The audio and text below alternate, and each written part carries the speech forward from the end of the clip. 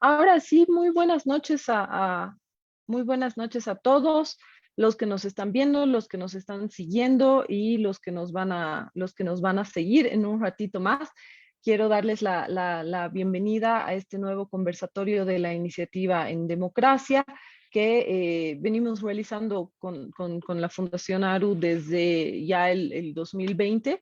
Estos conversatorios, como ya deben saber, tienen el objetivo de promover el debate político basado en evidencia, el análisis político basado en evidencia, ¿no? Lo que nosotros queremos es que dejar de lado todas las especulaciones, las opiniones y ya basarnos en cuestiones más objetivas con la idea de construir este debate, ¿no es cierto? Más sostenible y un poquito bajarle los ánimos a la polarización. En esta nueva edición nos ha tocado la pandemia. El primer año de la iniciativa, esto ha sido el 2020, hemos tenido un primer conversatorio sobre desinformación y elecciones, cómo afecta la desinformación, cómo impacta al periodo electoral, a la decisión de voto, etcétera, ¿no? Entonces, ahora nos ha tocado la pandemia y justo estamos con el pico, bueno, ya bajando un poquito por suerte, y también, como ha pasado como ha pasado en la época electoral, aquí también la desinformación nos ha jugado en contra, ¿no es cierto? La desinformación juega un rol muy importante, determinante en la construcción de las políticas públicas que están sacando no solamente el gobierno aquí en nuestro país, sino a nivel global, ¿no es cierto? Y en estos dos casos, nosotros hemos identificado un círculo vicioso. Como sabemos, estamos asistiendo a un mundo súper polarizado, a un escenario global súper polarizado, ¿no es cierto? Que se constituye en un caldo de cultivo para la desinformación. Y a su vez, la desinformación termina acentuando la polarización, ¿no? Entonces nos encontramos en un círculo vicioso al que alguien tiene que ponerle, no sé si fin, porque va a ser muy difícil, pero sí ponerle un poquito un freno, ¿no ve? Y bueno, ¿cuál es el resultado? ¿Quién pierde en todo esto? El sistema democrático, ¿no? O sea, la desinformación termina socavando el sistema democrático, termina abriéndole la puerta a los autoritarismos y bueno, definitivamente eso es algo que nadie quiere. Y es por eso que esta noche nosotros hemos considerado importante analizar un poquito en base a datos, a información más de tipo objetivo, cuáles son los efectos que tiene la infodemia, este nuevo término que ahorita vamos a ver, cuáles son los efectos que tiene la infodemia precisamente en la construcción de políticas públicas de lucha contra el COVID, ¿no? Así que yo les doy las gracias a todos ustedes por acompañarnos. Acompáñenos, tenemos a tres brillantes, esta vez no son estudiantes, esta vez los tres ya son profesionales o tenemos un estudiante, pero los tres son destacadísimos jóvenes de diferentes áreas y disciplinas que nos van a acompañar haciendo su análisis y nos van a aportar. Así que yo los invito a que se queden, a que nos acompañen, a que nos sigan, a que escriban sus preguntas, sus comentarios y así nosotros los jóvenes, bueno, yo ya no tanto, pero aquí nuestros panelistas sean los que generen este debate, ¿no es cierto? Que tanto queremos. Yo no me extiendo más, le paso la palabra a Anita, ella va a ser la moderadora esta noche, ella es docente universitaria y también es la investigadora cualitativa de la iniciativa y ella les va a presentar a estos tres jóvenes que nos van a acompañar esta noche y con quien tenemos el gusto de charlar, de debatir, de construir un debate crítico, ¿no es cierto? Basado en datos e información objetiva. Eso por mi parte, les doy la bienvenida, les agradezco a los que nos están viendo por Facebook, a los 3 panelistas, y adelante, Anita. Muchísimas gracias, Natalia. Muchísimas gracias a todos los que nos están sintonizando a través de las redes sociales. Creo que la palabra sintonizando ya está un poco anticuada, pero bueno, es la única que se me ocurre ahorita. Estamos con 3 panelistas, como bien decía Natalia hace un momento, realmente de lujo. En particular, este conversatorio que tenemos hoy día me parece bien interesante porque nuestros panelistas son de distintas áreas. Es algo que no hemos hecho mucho porque a veces nuestros temas eran bien especializados, pero hoy día sí tenemos a 3 personas destacadas en áreas distintas. Por un lado tenemos a Álvaro Eizaguirre, él es médico y redactor científico de la Universidad Privada Francis Tamayo. Bienvenido, Álvaro, ¿cómo estás? Tenemos también a Reina Huanaco, comunicadora social y egresada de la carrera de Ciencias Políticas y Gestión Pública de la UMSA. Buenas noches, Reina, ¿cómo estás? Y finalmente tenemos a Nirvana Artieda. Ella es presidenta de la Sociedad Científica Estudiantil de Comunicación Social, de la carrera de Comunicación Social de la Universidad Católica Boliviana. Entonces tenemos un médico, tenemos una comunicadora y tenemos una politóloga que creo que nos dan una perspectiva amplia y grande para responder las preguntas que nos hemos planteado en el debate y en los retos de los cuales Natalia ya estaba hablando hace un ratito. Bienvenidos, buenas noches, chicos, a los 3. Gracias por estar con nosotros. Gracias por la invitación a ustedes. Placer estar acá. Gracias, Álvaro. Gracias, Reina. Gracias, Nirvana. Bueno, Natalia, entonces pasamos de hablar de lo que nos ha traído aquí esta noche, ¿no? Vamos a hacer... Yo como moderadora, digamos, de esta noche, lo que voy a hacer es presentar un poco el tema, presentar el marco teórico que hemos utilizado para intentar como ponerle algunos límites y fronteras, porque es realmente un tema gigante, es bien grande.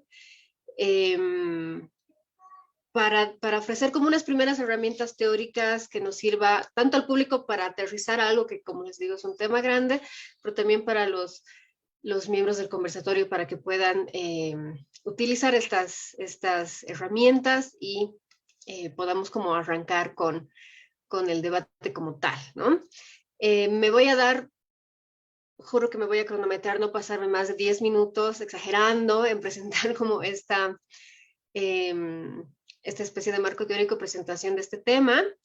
Y de ahí voy a pasar a leer las preguntas que hemos preparado para nuestros panelistas de esta noche.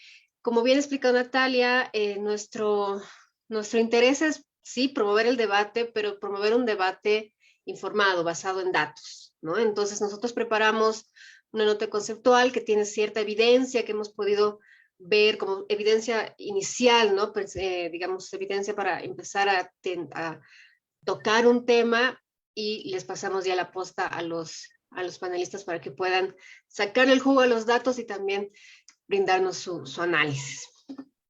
Entonces, espérenme un segundo, voy a empezar compartiéndoles mi pantalla. Voy a poner pantalla completa.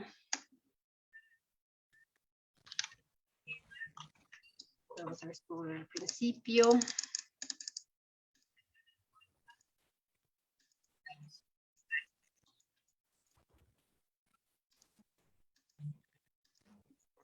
Aquí está. Bueno, como ya nos estaba adelantando Natalia, el tema de esta noche es desinformación y pandemia. ¿Qué efectos tiene la infodemia en la elaboración de políticas públicas? Era como un tema macro del que estábamos interesados, viendo sobre todo los obstáculos y las dificultades que se han presentado, por ejemplo, para desarrollar una campaña de vacunación efectiva. Queremos saber qué tanto ha afectado o no, digamos, la desinformación en este aspecto, pero también en otros aspectos en cuanto a generación de opinión pública y de, como decimos aquí, de elaboración de políticas públicas. Entonces, a modo de introducción, es súper importante que expliquemos qué nos referimos con infodemia. Parece una palabra así de esas súper elegantes, nuevas, que sugiere algo, pero la gente lo utiliza como muletillas a veces para decir varias cosas distintas. Entonces, sería importante para nosotros comenzar explicando bien qué es infodemia o qué estamos entendiendo nosotros como infodemia. Infodemia es una sobreabundancia de información, es decir, una especie de inundación de información, sobre todo ahora en formatos en línea, es decir, en Internet, donde es más fácil inundar, digamos, de información por la facilidad y la rapidez que nos pueden dar los medios digitales, pero no es únicamente en Internet, sino que también puede venir en otros formatos que no sean el del Internet. Por lo general, saltan varios formatos distintos, ¿no? En esta sobreabundancia de información puede existir cierta información que sean directamente intentos deliberados por difundir información errónea, que lo que realmente esté buscando sea confundir a la gente, confundir a la población, propagar mentiras o propagar bulos o cosas por el estilo. La sobreabundancia no es solamente esta información que está deliberadamente diseñada para confundir y desinformar. También puede ser como información que se ha ido tergiversando en el camino, información que no esté bien tal vez presentada y genere confusiones. Ahorita vamos a ver cómo se pueden ver estos distintos tipos de lo que ahora hoy en día le llamamos fake news, pero sí es importante entender que la intencionalidad detrás de esta información falsa o de estas fake news puede variar, ¿no? Y eso es también súper importante de tener en cuenta el momento de hacer un análisis sobre la infodemia, porque la manera en la que se puede atacar, digamos, la infodemia, tiene que tener en cuenta esta intención inicial, ¿no? No es lo mismo una fake news que está deliberadamente diseñada para desinformar que alguna que ha sido quizás maltratada en el sentido de mal diseñada o mal presentada al público, ¿no? Bueno, finalmente, para cerrar ese tema de infodemia, es esta sobreabundancia de información que puede ser deliberada o no, pero fundamentalmente que pone en peligro la capacidad, en el contexto actual que estamos viviendo, pone en peligro la capacidad de los países de frenar la pandemia y en general pone en peligro la capacidad no solo de países, gobiernos, instituciones, sino también de las personas de poder tomar decisiones informadas, correctas, que no pongan daño, no se pongan daños a sí mismos ni a las personas que quieren, ¿no? Entonces, tiene un impacto definitivamente negativo en la sociedad, tanto a nivel individual, personal, como a nivel ya institucional, gubernamental, más global también. Es chistoso porque hay una especie de infodemia relacionada a la infodemia, es decir, cuando hablamos de infodemia hay hartos conceptos que giran alrededor de la infodemia. Entonces escuchamos fake news, como les decía hace un momento, desinformación, el concepto de las cámaras de eco, que son como estas ciertas burbujas de información que se generan sobre todo en redes sociales, pero también se pueden generar en el plano físico, donde terminamos rodeados de personas que solamente piensan como nosotros y no accedemos a otro tipo de información, otro tipo de ideas. Esas son las cámaras de eco. El término posverdad igual es un término que se ha puesto súper de moda, que es mucho más amplio que solamente unas fake news o unas cámaras de eco o el proceso de desinformación, sino que tiene que ver con una especie de situación en la cual la sociedad está pasando hoy en día, en el cual las verdades fácticas, las verdades provenientes de cierto método científico ya no son tan incontestables como quizás eran consideradas hace unas décadas o hasta siglos atrás, ¿no? Y las teorías de la conspiración, que también son un fenómeno bastante particular, que muchas veces, como les decía, hay esta infodemia sobre la infodemia, juntamos fake news con cámaras de eco, con teorías de la conspiración, y las teorías de la conspiración son un fenómeno bastante concreto que a veces está hasta más relacionado a un tema sociológico con ciertos vestigios de religión, de una palabra que no gusta mucho en estudios de religión que se llama culto, tiene que ver con otros tipos de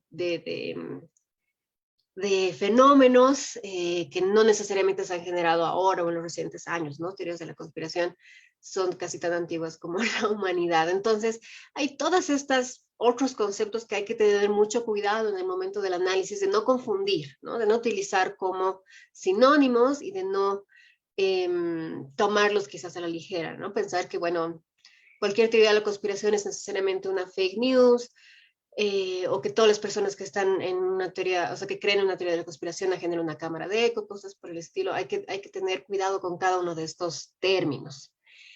Sea como sea, todo este fenómeno de la infodemia relacionado a todos estos términos de los cuales estaba hablando hace un ratito, son como los grandes retos del siglo XXI, ¿no? Si bien no son nuevos, la magnitud y el poder que también les han dado el Internet ha hecho que se conviertan en un genuino problema, ¿no? Y en varias instituciones, varios textos, mucha literatura ya las considera una especie de amenaza para la democracia y para la paz, ¿no?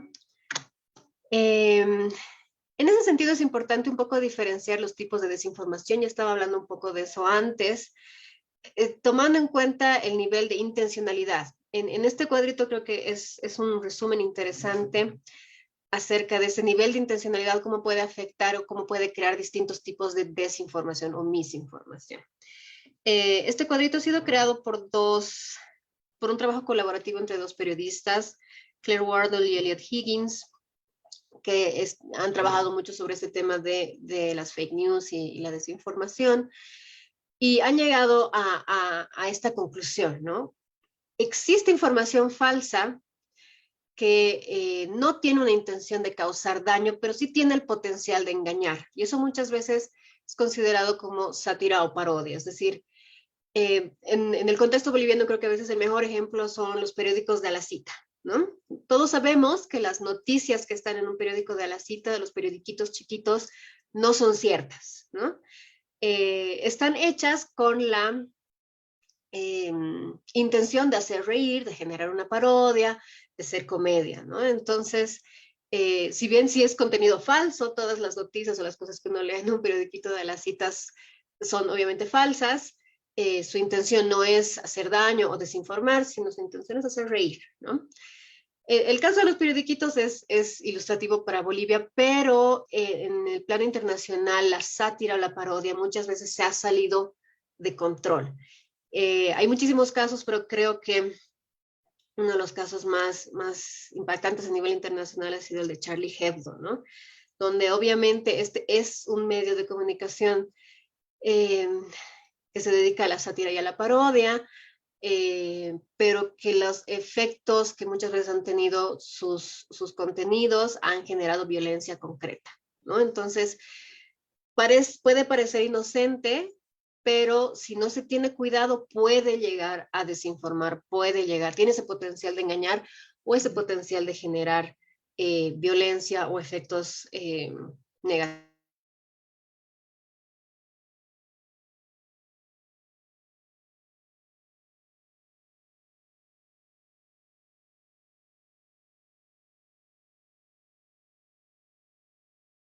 Cuando el titular dice una cosa y el contenido dice otra, ¿no? Tenemos, por ejemplo, el contenido engañoso, donde la información está presentada de tal manera que hace creer que solo una persona es el culpable de tal situación o solo una persona es la víctima de tal otra situación. Existe el contexto falso, ¿no? Donde el contenido, o sea, lo que se está informando puede ser real, puede ser que haya sucedido, pero sucedió hace 10 años, sucedió en otro lado, cosas por el estilo, ¿no? Si se dan cuenta, a medida que vamos avanzando hacia la derecha, la intención empieza a hacerse cada vez más evidente. Hay gente que puede compartir una noticia de hace 10 años sin querer, ¿no? En las redes sociales, sin darse cuenta, sin haber leído que esa noticia era hace 10 años o esa noticia había sido de otro país. Pero también hay gente que pone en circulación ciertas noticias a propósito, sabiendo que el contexto es distinto, precisamente para, digamos, direccionar la opinión pública hacia un lado o hacia el otro, ¿no? Después tenemos el contenido impostor, donde se suplantan fuentes genuinas, es decir, donde evidentemente ya hay una intención concreta de engañar. Y terminamos con el contenido manipulado y el contenido fabricado, ¿no? Contenido manipulado es donde se manipula información o imágenes genuinas, ¿no? Cuando se hace Photoshop, ese tipo de cosas. El contenido fabricado es cuando definitivamente todo es 100% falso y está con esta intención de mentir y engañar y hacer daño.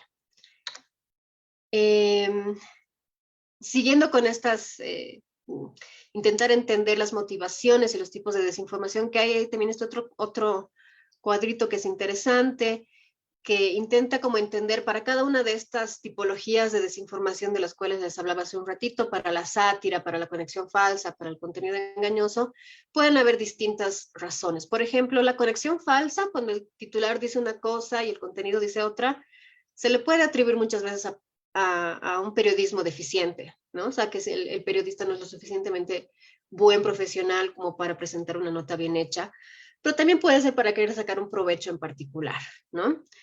El contexto falso, es lo que les decía hace un momento, puede ser resultado de periodismo deficiente, pero también puede ser motivado por pasión, por querer, digamos así, que tu partido político o tu organización social o algo por el estilo quede bien parada, por partidismo, por hacer propaganda. Entonces, podemos ver que cada uno de estos distintos tipos de desinformación puede tener motivaciones distintas.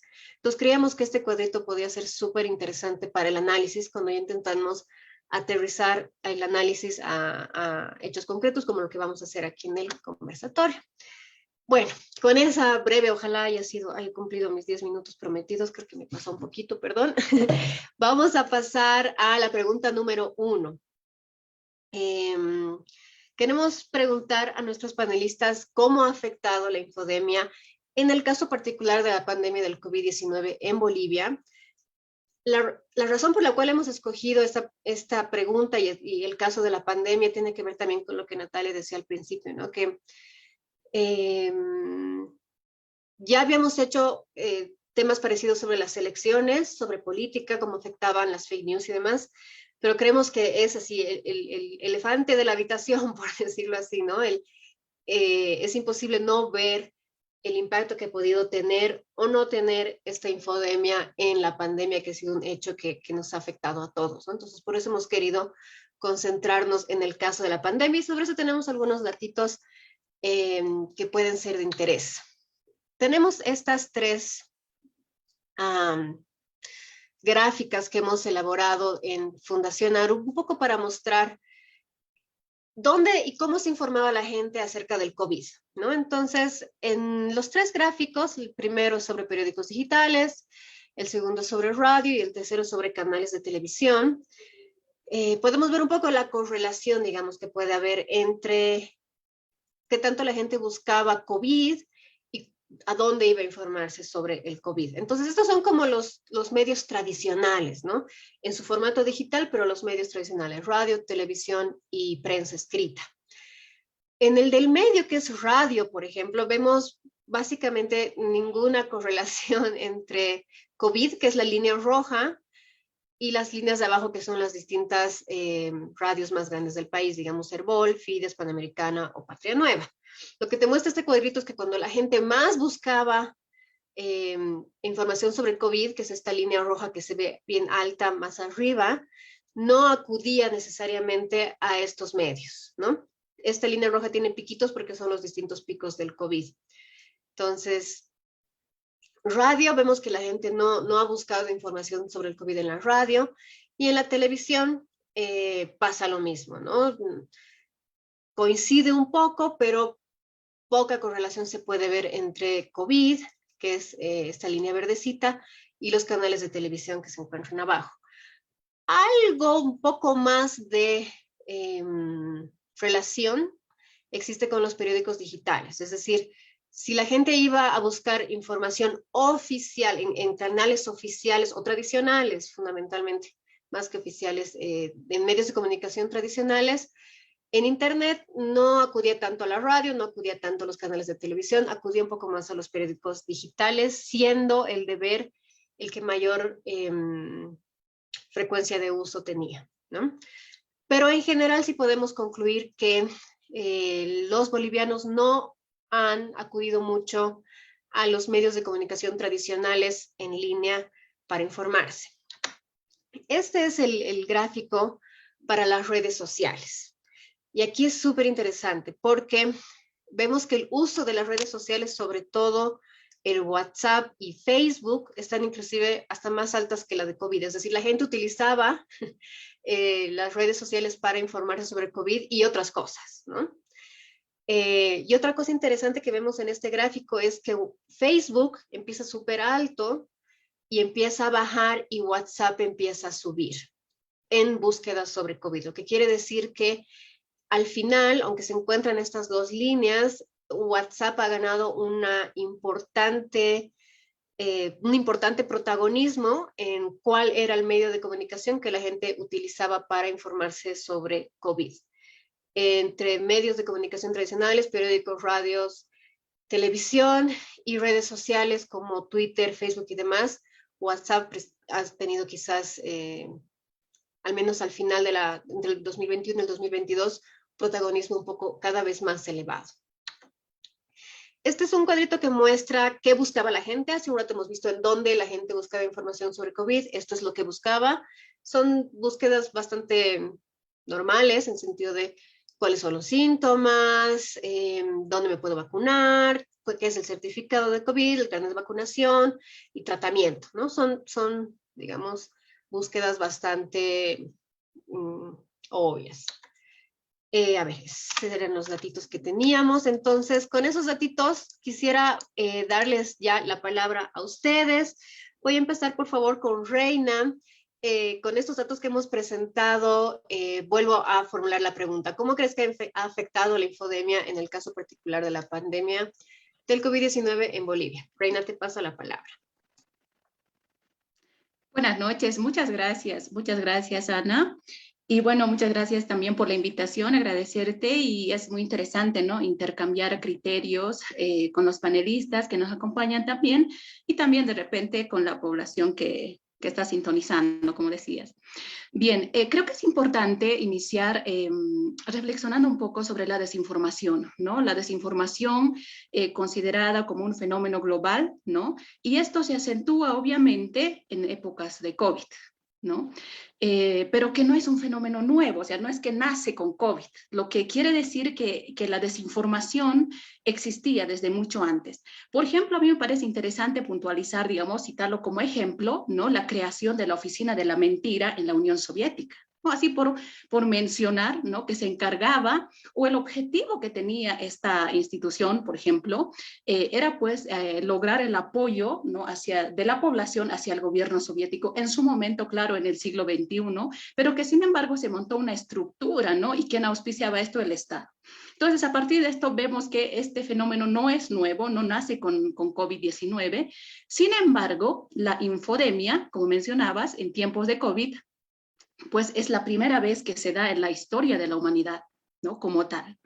Y además esto con un detalle que me parece que es determinante para analizar este tema, que es el desarrollo tecnológico. Se da en un contexto cuando se da el boom, digamos, del desarrollo de las tecnologías de la información, ¿no?, que esto permite enviar bastante información con mucha rapidez y también eficiencia, ¿no? Pero esto a la vez genera también lo que es la saturación, ¿no?, de información, que puede terminar incluso incluyendo la falsa información, por ejemplo, que estos contenidos pueden terminar socavando, por ejemplo, las medidas que se puedan ir adoptando, ¿no?, para contener la pandemia en su momento, ¿no?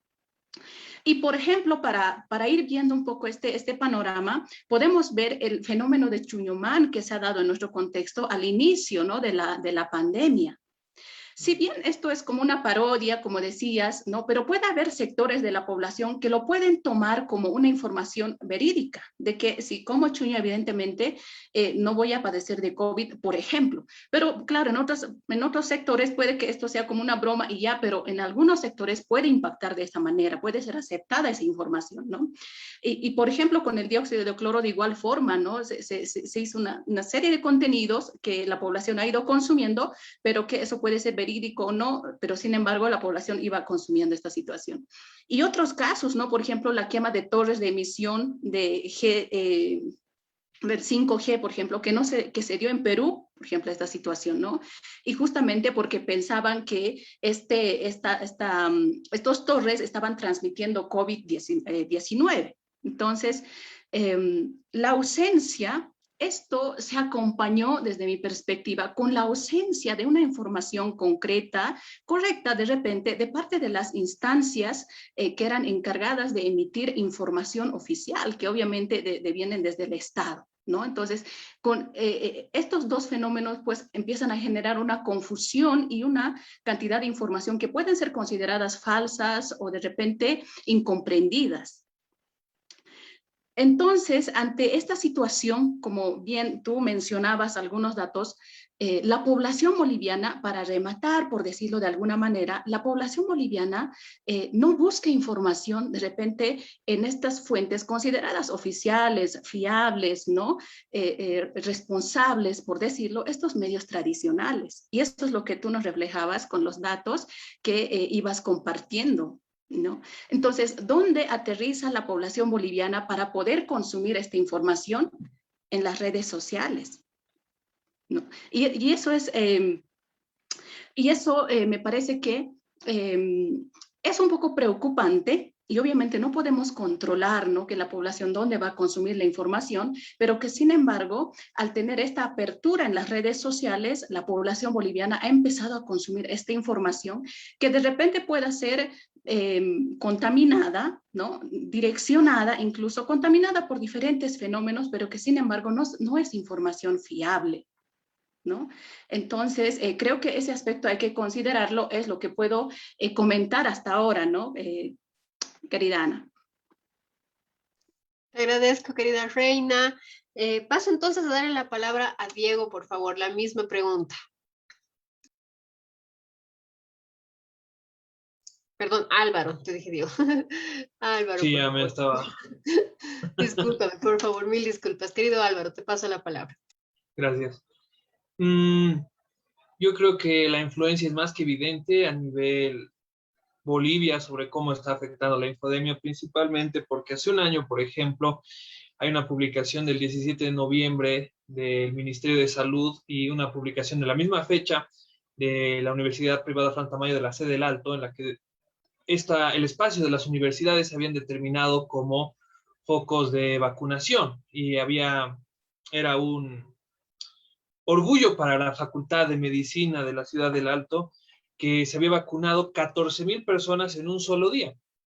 Sin embargo, todo el mundo sabe qué es lo que ha pasado con relación al manejo de la información dirigido hacia las vacunas y el por qué las personas tenían dudas al vacunarse. Sin irse muy lejos, hace menos de 4 meses todo el mundo estaba hablando sobre la posibilidad de convertirse en un hombre lobo si recibías una vacuna, si no me equivoco, en Potosí. Qué bueno, ¿no? ¿Qué se va a hacer al respecto?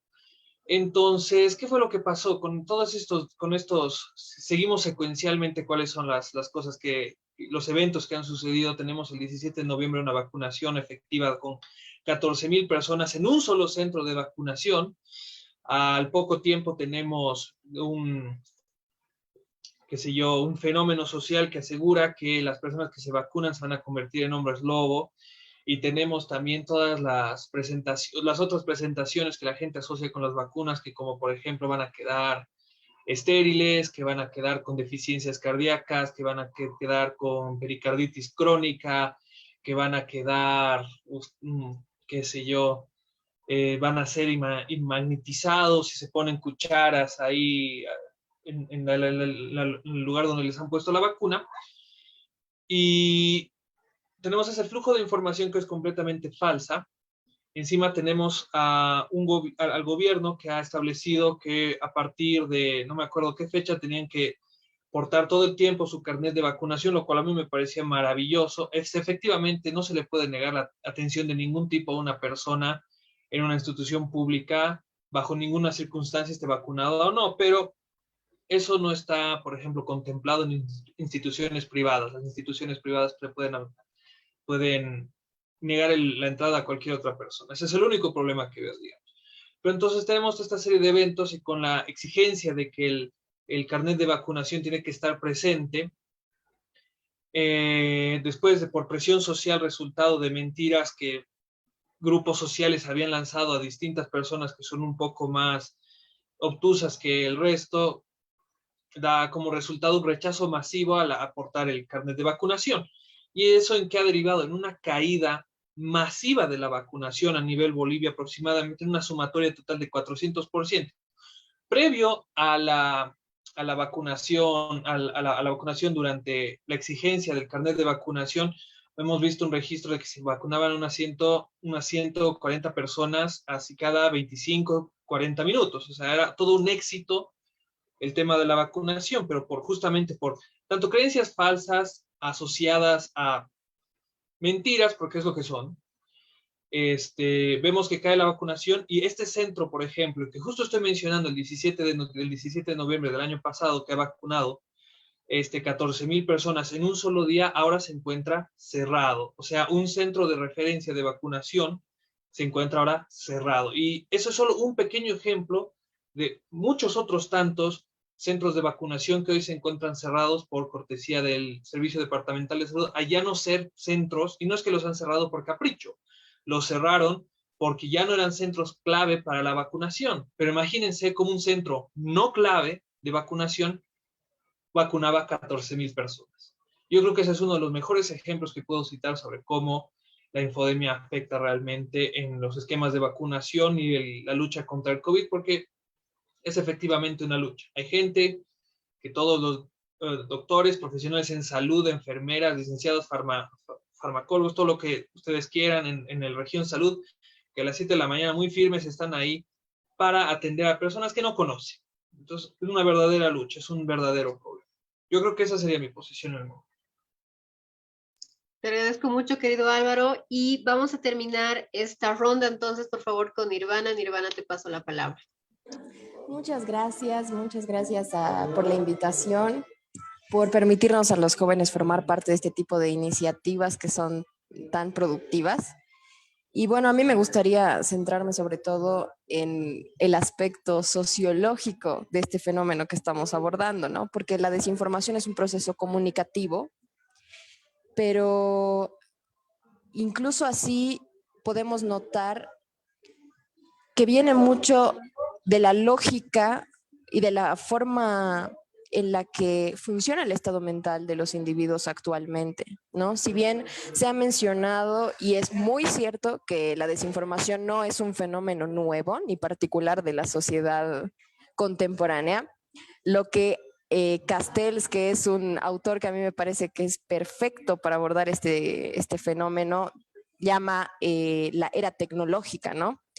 Y me gustaría mucho centrarme en este aspecto porque esta es la primera pandemia en la historia que se presenta en un contexto de flujo de información constante, permanente, y que además modifica el contexto social de un modo súper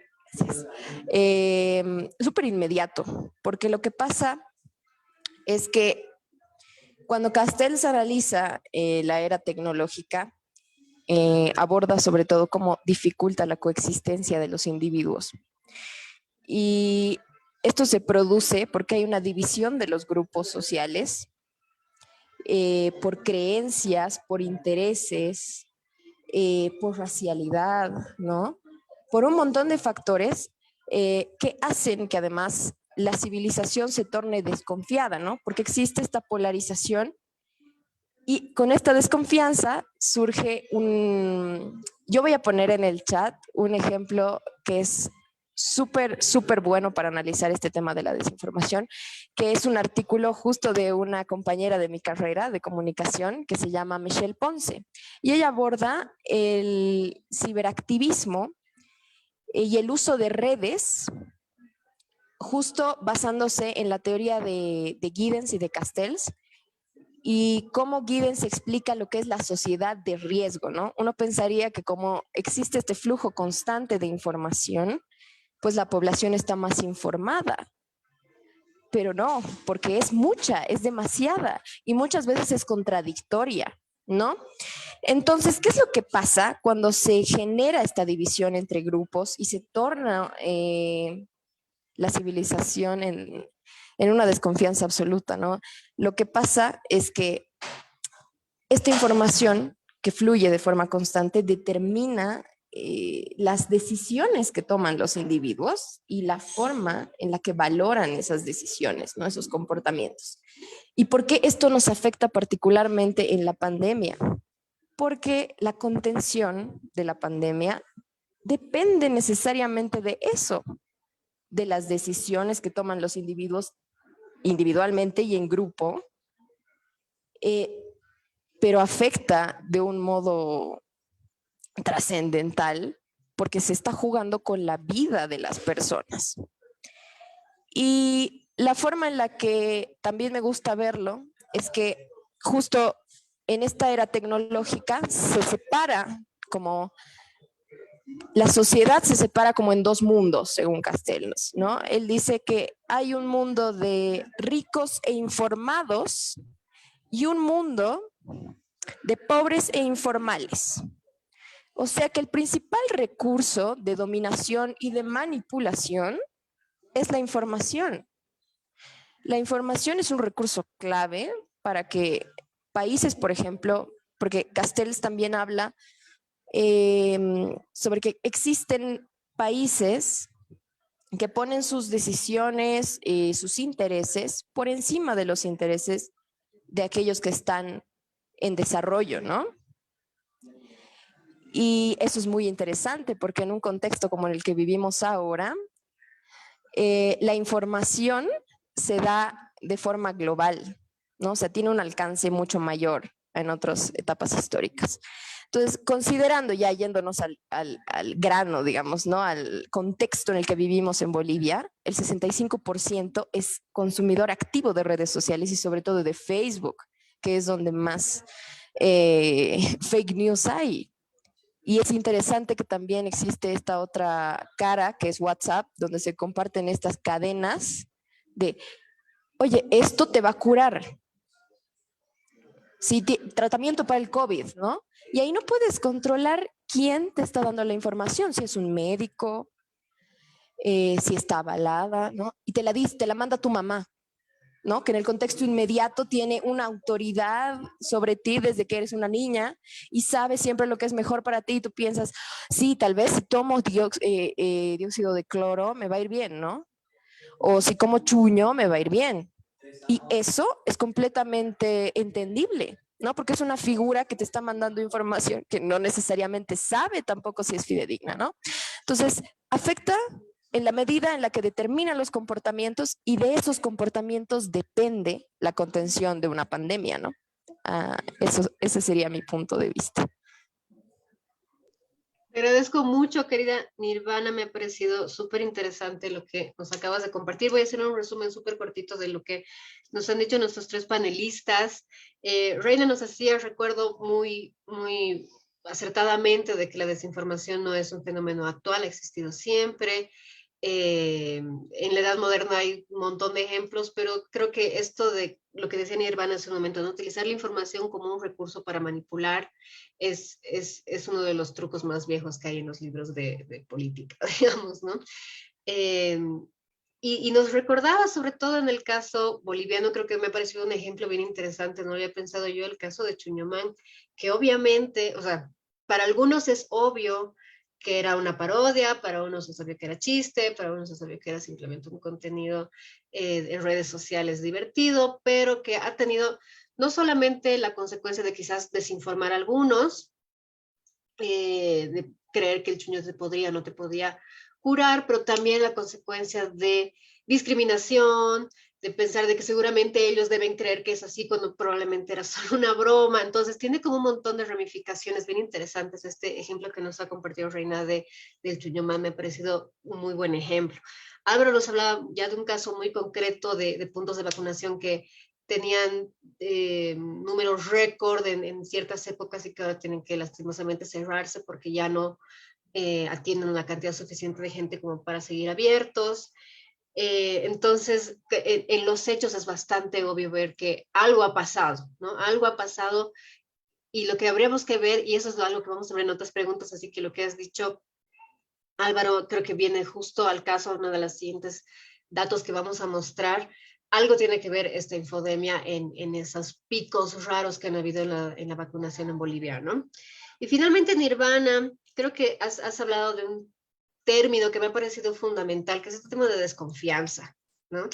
Es básica cuando estamos hablando de un proceso comunicativo, como decías, que finalmente es, o del finalmente cuál depende un manejo de algo tan importante como es una pandemia. Entonces, cuando los niveles de desconfianza pueden ser aprovechados para algunos para manipular el comportamiento de las personas, puedes tener consecuencias como las que estamos viendo ahora. Pero la base está en una desconfianza, ¿no? Quizás todas estas redes de infodemia no tendrían tanto éxito si no hubiera tanta desconfianza y como veíamos en estos datos, quizás los medios tradicionales de comunicación ya no tienen tanta confianza y de repente estos nuevos tienen más confianza y cabría preguntarnos por qué, ¿no?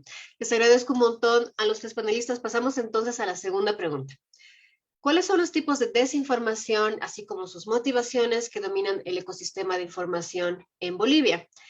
Al principio, antes de empezar con las preguntas, yo les mostraba estos cuadritos, ¿no? que sirven como un elemento teórico que nos puede ayudar a analizar, pero obviamente queremos escuchar sus opiniones en general, no necesariamente de aplicar estas herramientas, pero sí es importante pensar, ok, en Bolivia, ¿qué hay? Hay este contenido falsificado, a propósito, hecho a la mala, hay periodismo deficiente, hay mucha parodia, ¿qué hay? ¿No? ¿Cómo es nuestro contexto boliviano? Porque si bien estas herramientas son interesantes, han sido creadas en otros contextos.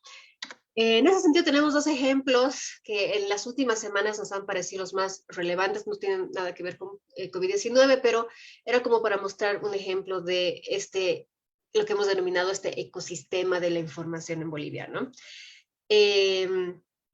Se viralizó a la izquierda, vemos rápidamente una noticia, ¿no? De hombres fuertemente armados dando seguridad a mujeres en un balneario en una zona de Santa Cruz y que la policía llegó y aprendió a 6 personas y secuestró 3 ametralladoras, ¿no? Poco después ya se supo que no eran hombres fuertemente armados, que se trataba de una fiesta de disfraces y que las ametralladoras no eran tales, sino que eran armas de juguete, ¿no?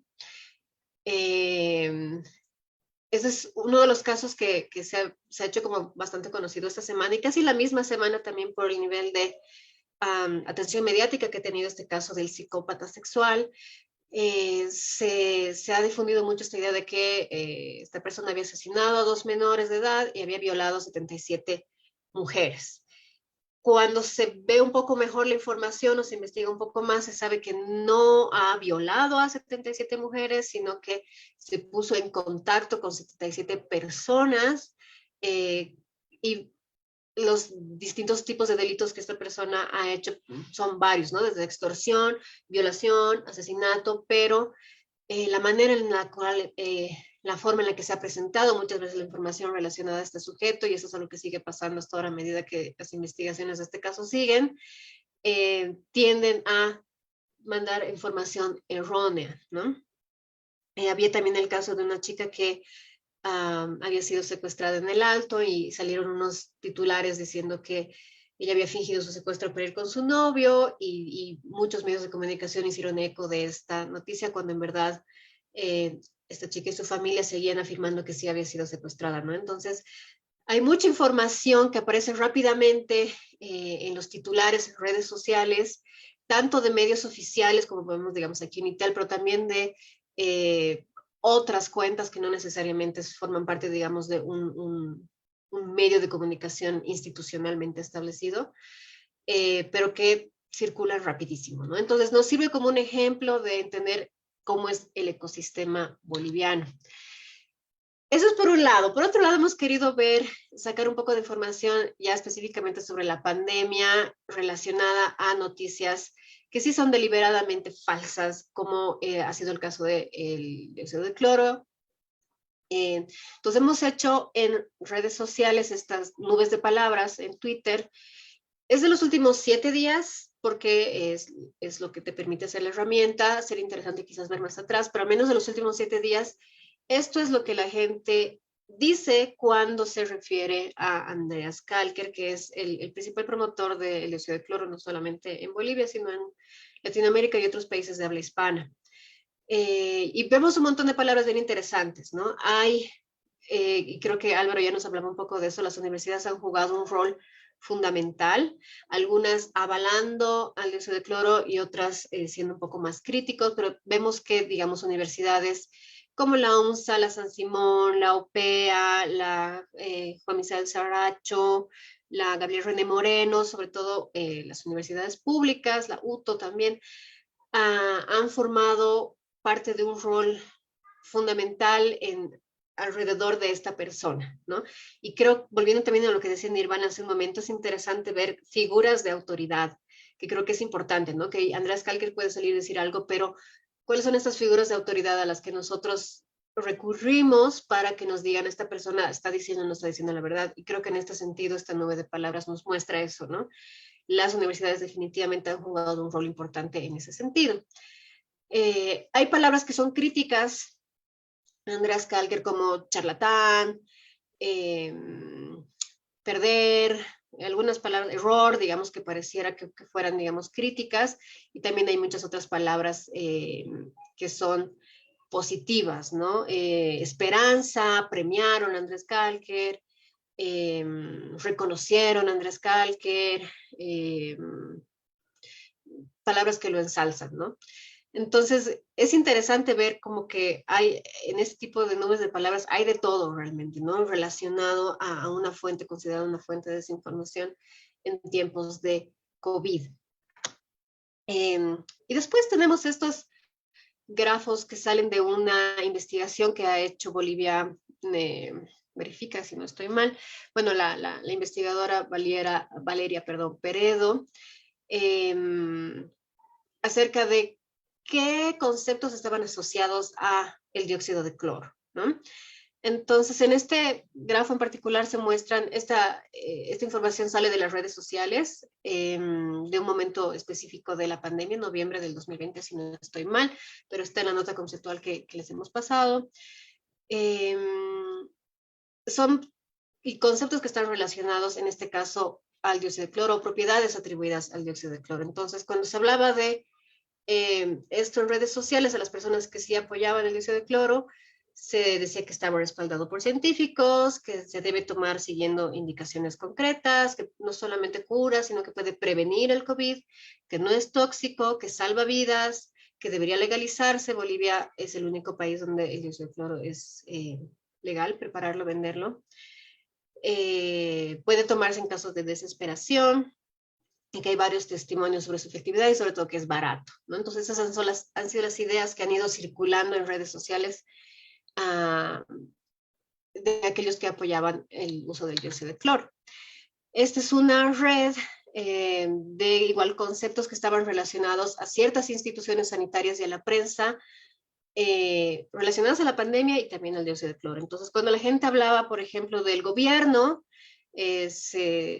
se sugería que el gobierno quiere muertes, que el gobierno, y hay que recordar que esta era la época del gobierno de Áñez, el gobierno quiere muertes, el gobierno prohíbe el dióxido de cloro, pero lo usa, el gobierno es incompetente, el sistema de salud no atiende pacientes, lucran con la salud, no solamente el gobierno, sino las grandes farmacéuticas, adoctrinan gente, eso también relacionado a la OMS, y mienten, ¿no? Y en celestito están, digamos, los grafos que están más relacionados a la prensa, básicamente la ven como una fuente de desinformación, ¿no? Entonces, que no vayas a la prensa para informarte sobre dióxido de cloro porque te van a desinformar, tienes que irte a medios alternativos de información. Y esto igual lo voy a pasar rápido, pero era simplemente para añadir algunos datos más acerca de cómo se manejan redes de desinformación en Bolivia grandes, no solamente relacionadas a la pandemia, sino este es un caso que también ha estudiado Peredo para las elecciones del 2020 respecto a cómo se han promovido ideas acerca del voto blanco en esas elecciones.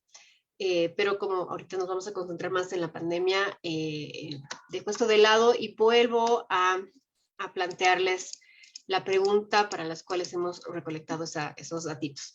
¿Cuáles son los tipos de desinformación, así como sus motivaciones que dominan el ecosistema de información en Bolivia? Ahora, por favor, quisiera pasarle la palabra a Álvaro. Te paso la palabra, Álvaro, tienes entre 3 y 5 minutos. Gracias. Primero, ¿puedes volver un segundito a la imagen donde estaban las palabras asociadas a Andreas Kalker, por favor?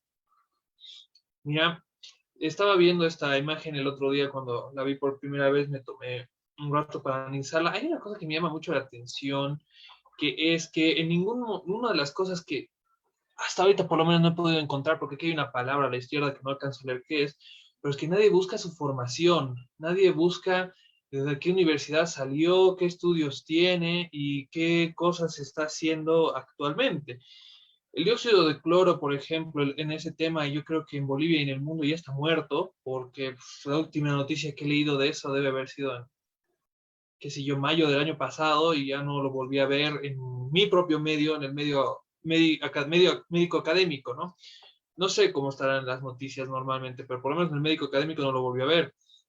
Y bueno, quiero compartirles una cosita que tengo acá en la pantalla, no sé si me podrían permitir. Claro, dame un segundo, yo voy a dejar de compartir y tal vez Steph lo puedes ayudar a Álvaro para que pueda compartir, por favor. Claro, ahora sí puedes compartir. Listo. Gracias.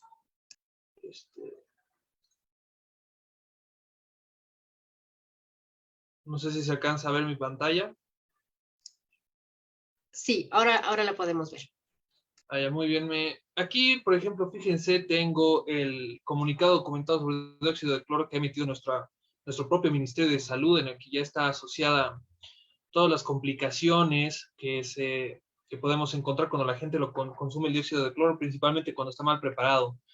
Que de todos los que más me llaman la atención es la falla respiratoria. Imagínense tener COVID, que de por sí causa falla respiratoria tipo 1 y tipo 2, asociada a una tercera falla respiratoria inducida por sustancias, en este caso el dióxido de cloro.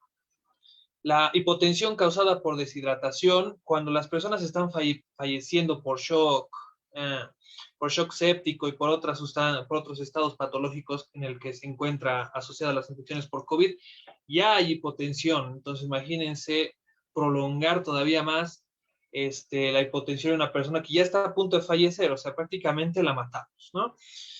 Y justamente tenía yo un artículo guardado de este personaje que es Andreas Kalker, ¿no? Que es justamente pero que creen lo dieron de baja. Si leen el título acá, que es Coronavirus, información especial para médicos e investigación, o sea, cómo un médico tiene que utilizar el dióxido de cloro, lo cual es, o sea, es prácticamente insultante, ¿no? Pero como pueden ver, lo dieron de baja, ya no se puede acceder a ese documento. Y yo sí me tomé la molestia de averiguar en qué universidad estuvo este personaje de Andreas Kalker, que es la Open University of Advanced Science, ¿no? Y si nosotros nos fijamos, o cualquier persona que tenga acceso a Internet busca el aval académico de esta universidad, esta no existe. Entonces, todo el mito del dióxido de cloro fue construido por un biofísico que estudió en una universidad que no tiene aval académico ni nacional ni internacional, porque ni siquiera dice en qué país está financiada o adecuada. Quiero que vean, por ejemplo, este es un texto que me gusta mucho. Este es una guía de antibiótico terapia del año 2013, pero que sigue teniendo relevancia el día de hoy. Así es como luce un libro o un texto académico sobre el tratamiento médico dirigido al tratamiento de enfermedades infecciosas. Es así como luce, con tratamiento empírico, con comentarios y etiologías frecuentes, siendo etiologías los agentes o microorganismos que producen la enfermedad, con qué se trata y cómo podemos ayudarnos a un mejor diagnóstico o a evaluar el tratamiento que está recibiendo un paciente. Así es como luce. Quiero mostrarles cómo luce el texto Querido de Álvaro, esto, perdón que una te guía corte, de... pero no podemos ver tu pantalla, creo que has dejado de compartir. Quizás puedes intentar compartir de nuevo, porfa. ¿Ya? ¿Ahora sí? Podemos verlo. Ahora sí, sí, sí. Bueno, aquí me había quedado en la Universidad de Ujú. András Kalker. Le estaba mostrando este texto de infecciones relacionadas con catéteres vasculares, bla, bla, bla, bla, que son las guías de antibiótico-terapia. Así es como luce un libro de verdad sobre tratamiento de infecciones. Así es como se ve. Y eso que esta es la versión corta. Este es el texto, perdón, este es el texto de András Kalker sobre lo mismo.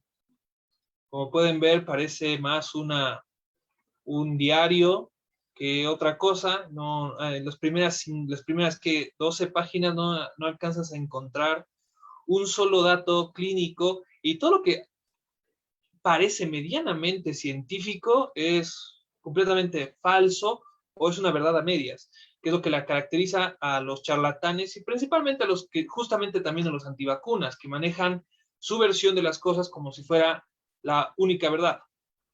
Y bueno, eso es lo que más me llama la atención. Después tengo este otro documento, que es como Amazon. Todos conocen Amazon, es un servicio de entrega de cosas y de compra y de entrega de un mundo de cosas. Han negado vender el libro de Andreas Kalker como una fuente de conocimiento médico, porque no es cierto.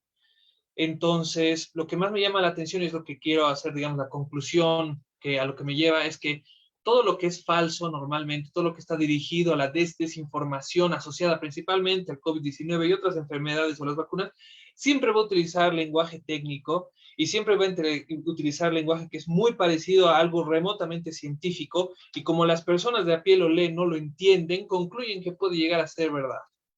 Es lo único. Te agradezco mucho, querido Álvaro, es súper interesante lo que nos has podido mostrar. Le paso la palabra ahora a Nirvana, por favor. Gracias. Bueno, algo que me ha parecido muy interesante cuando he leído la nota conceptual era abordar este tema de la desinformación desde sus motivaciones, ¿no? Y aceptar que estas motivaciones y estos procesos de desinformación son muy distintos unos de otros. O sea que las estrategias para combatirlos también deberían ser distintas, ¿no? Y me parece que ese abordaje teórico es muy, muy importante para abordar qué tipo de desinformación existe en nuestro contexto, en Bolivia. Particularmente yo creo que existe sobre todo un periodismo deficiente. Y mucho de eso, esta es una perspectiva que yo he podido enfrentar como estudiante de comunicación sobre todo, ¿no? Que tiene mucho que ver ese periodismo deficiente, que es una de las P's que además propone Wardle, ¿no? Que está justo en su abordaje teórico, ¿no? Ese periodismo deficiente es el que produce también que este 65% de la población tenga mucha más fiabilidad en estos espacios informales de difusión, ¿no? Y es muy interesante ver que esta desinformación, la posverdad y las fake news generan una impresión de siempre de este espectro de manipulación, ¿no? Se ve ahí al sujeto malo de la historia tratando de manipular las mentes de los otros individuos, así de una forma súper malévola, pero no se ve a la madre que está preocupada por su hijo y le manda, oye, cuídate, ¿no? Lee esto para... Y tampoco se ve al periodista que cree que está haciendo un buen trabajo y y comparte este tipo de titulares que son pues bien sensacionalistas. Bourdieu aborda también este tema. Es muy interesante cómo es que él ve el proceso de la elaboración de notas y sobre todo en la televisión, cómo es que funciona esta lógica del rating, ¿no? Porque si bien no toda la población se informa a partir de medios tradicionales, es importante ver cómo es que funciona esa dinámica dentro de la televisión, dentro de los periódicos y demás, porque ahí surgen las otras dos P's que yo creo que existen en nuestro contexto de desinformación, que es el partidismo. Con la Católica hemos hecho un estudio también sobre la cobertura informativa en la temporada de las elecciones y hemos visto que cubrir, por ejemplo, a actores políticos más que a otros en un contexto de elecciones también forma parte de esta lógica de desinformación y de manipulación. Obviar también es desinformar. Ocultar a ciertos personajes también es desinformar. Hemos hecho otro estudio con el GMMP que abordaba era un monitoreo de medios sobre la cobertura de las mujeres en los medios. ¿Cómo se las ve como fuentes? ¿Cómo se las ve? ¿Cuál es el porcentaje y cuál es la diferencia entre los hombres que aparecen como expertos y las mujeres que aparecen como expertas, ¿no?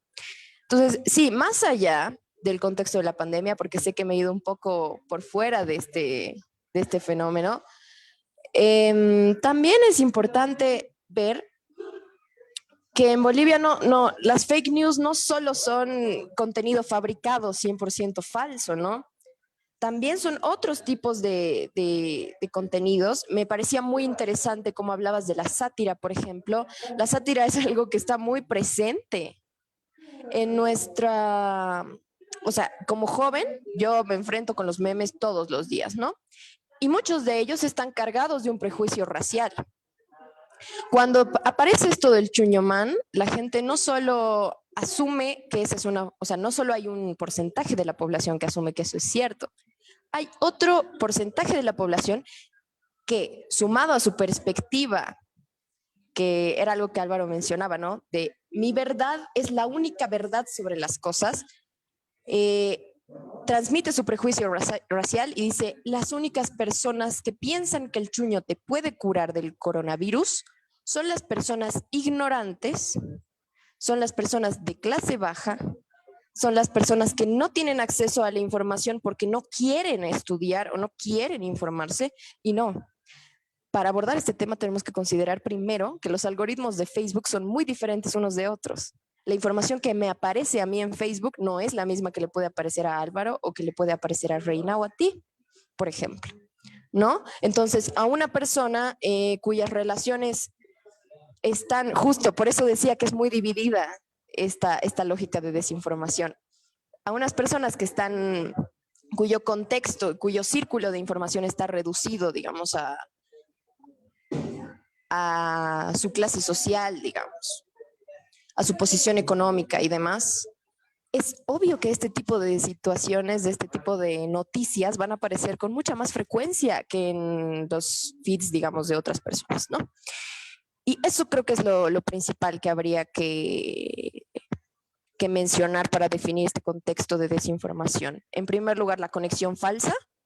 En segundo, el periodismo deficiente, el partidismo y la parodia. Y ya todas esas cosas juntas, si se anexan al prejuicio racial que existe y a la polarización de estos grupos, se tornan también en provocación, ¿no? O sea, una intención de provocar el conflicto por medio de la interacción en redes, sustituir la acción colectiva con esa interacción en redes.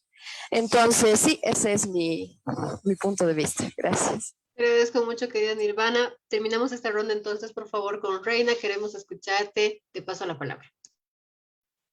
Gracias. Creo que aquí es importante, al menos veo pertinente, iniciar con una aclaración, ¿no? A veces suele usarse como sinónimos los términos de desinformación y fake news, ¿no? Muchas veces, incluso por la sociedad, ¿no? En general. hay una diferencia, ¿no?, entre estos términos que se puede discutir, se puede analizar las teorías, etcétera, pero que sin embargo, fake news es más bien, entiendo yo, que es como una etiqueta casi político, ¿no? Además de que este término surge en Estados Unidos, ¿no? Y la traducción es en noticias falsas, ¿no? Entonces, es casi como una etiqueta política, digo, porque se utiliza para desacreditar a la prensa, ¿no? Y de esta manera desactivar a la prensa crítica. Y en este caso se puede entender como desactivar a la prensa crítica respecto a este contexto de la pandemia, ¿no? Entonces, sin embargo, por otro lado, la información, la desinformación en todo caso, ¿no? Es más amplio. O sea, no solo tiene que ver con los contenidos que está generando la prensa como tal, o la prensa crítica, ¿no? En todo caso, sino más bien abraza, creo, diferentes contenidos como, por ejemplo, los generados por Chunuman, estarían dentro de esta categoría, ¿no?, de la desinformación. Creo que es pertinente esa aclaración, ¿no? Y se usa la desinformación, se usa comúnmente para referirse a la difusión de la información. Puede ser manipulada o puede ser genuinamente creada, ¿no?, un contenido. ¿Para qué? ¿No? Para poder distorsionar de alguna manera o confundir a una población. Que esto puede ser intencional o no, reitero, pero que sin embargo termina siendo eso, confunde a la población o puede terminar desinformando o distorsionando una realidad, ¿no? Este tipo de contenidos falsos, ¿no?, es perjudicial en cualquier contexto, obviamente, pero que considero que cuando se enfoca o tiene que ver con estos temas de la salud, es mucho más peligroso. Es mucho más peligroso y por eso es que ahora estamos analizando cuál es el impacto de esta desinformación precisamente en un contexto de pandemia. Y por eso creo acertadamente la Organización Mundial de la Salud justamente, ¿no?, hace referencia a este fenómeno y le da la denominación de infodemia. Y cuando escuchamos esta palabra de infodemia, pues nos acerca a la pandemia, ¿no? O sea, parece que se parecen. Entonces, obviamente, o sea, es como una pandemia, pero que en esta pandemia no se está transmitiendo la enfermedad, no nos estamos infectando de alguna enfermedad como es coronavirus, sino más bien nos estamos de alguna manera infectando de noticias falsas, manipuladas o maliciosas que terminan siendo un pánico, terminan aumentando el pánico en una sociedad y además la angustia, ¿no?, que la sociedad de hecho ya está viviendo frente a una enfermedad como es la COVID-19, es nuevo y de hecho ya nos genera angustia, pero que estos contenidos maliciosos pueden aumentar este pánico. Ahora, ¿qué tipo de información se ha empezado a generar en torno a esto, ¿no? Yo considero que la gran cantidad de contenidos que se han ido generando son sobre todo sacados de contexto o contexto falso, como las que tú presentabas, ¿no?, los niveles de desinformación, o de contenidos fabricados, que son netamente contenidos fabricados pues, por cualquier persona, por cualquier ciudadano, no siempre por la prensa, que también puede venir de la prensa, pero que sin embargo, como tenemos amplio acceso a las redes sociales, pues hasta yo puedo generar cualquier contenido que se me ocurra, ¿no? Entonces, creo que ha habido bastante de esto, aprovechando el contexto, aprovechando el pánico y la angustia de la sociedad, ¿no? Y las parodias, obviamente, y las parodias creo que se han aprovechado también. Y ahora, ¿qué motivó esto, no? ¿Qué motivó a la difusión de este tipo de contenidos en un contexto como la pandemia? Considero yo que principalmente la política, porque la pandemia al país ha llegado, ¿no? Ha llegado en un contexto polarizado, ¿no?, del país, porque habíamos salido de un conflicto social, político profundo que tenía que ver con la anulación de la elección 2019, ¿no? Eso ha hecho que el país esté polarizado y que por tanto, pues estos contenidos estén impulsados de alguna manera de ese contexto, por ese contexto, ¿no? También el partidismo, la ideología, que es característico de nuestra sociedad, en especial la boliviana, y también acompañada por el periodismo deficiente. Ahora, periodismo deficiente también porque este fenómeno de la pandemia es pues nuevo, ¿no? Y también para los periodistas, y no sabían cómo tratarlo, y no sabían cómo tratar desde la casa, por ejemplo. Ya estás en cuarentena, los periodistas estaban frente a toda esa situación, entonces, pues, este fenómeno era nuevo en todos los contextos y para médicos, ya sea para periodistas, ¿no? Para comunicadores, etcétera. Ahora, considero yo que este tipo de información en torno a 4 tópicos considero yo que ha girado, ¿no?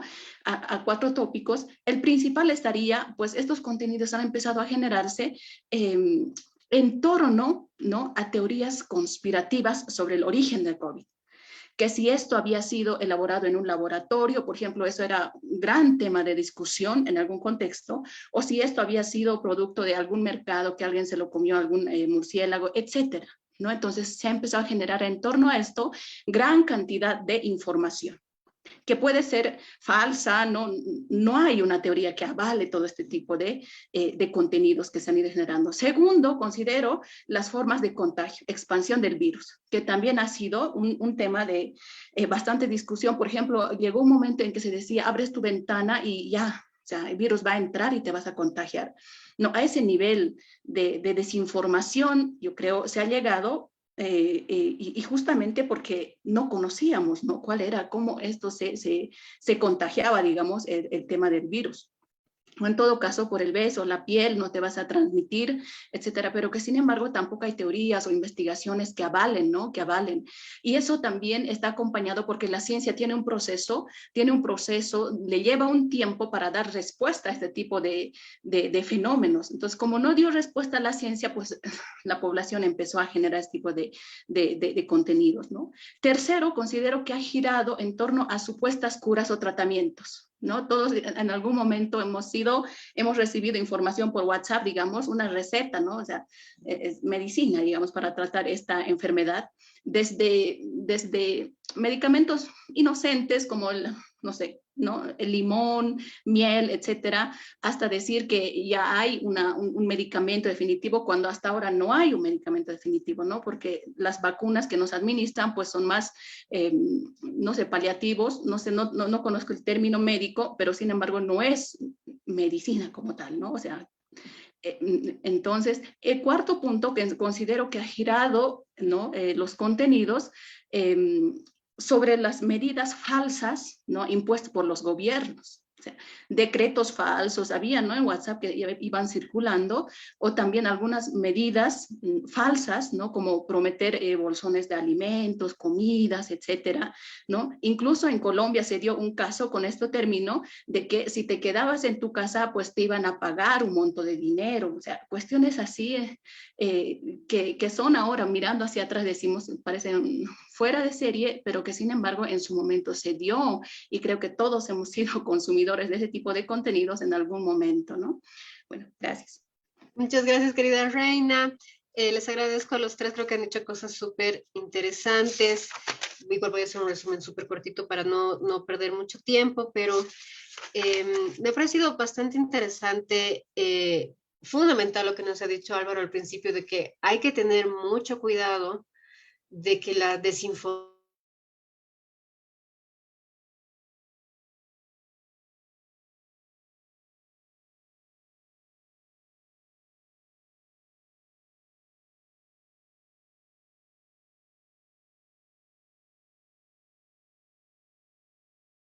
posturas, digamos, de la ciencia que lo hace ver un poco más creíble, ¿no?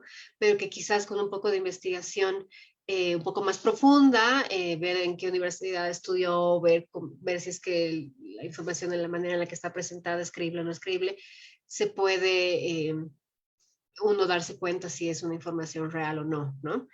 Mi hermana igual nos hablaba de algo bastante interesante, que es que si hablamos del ecosistema de información boliviana, hay un poco de todo, hay mucho de periodismo deficiente, hay mucho de conexión falsa, de partidismo y de parodia, ¿no? Ella nombraba estas motivaciones.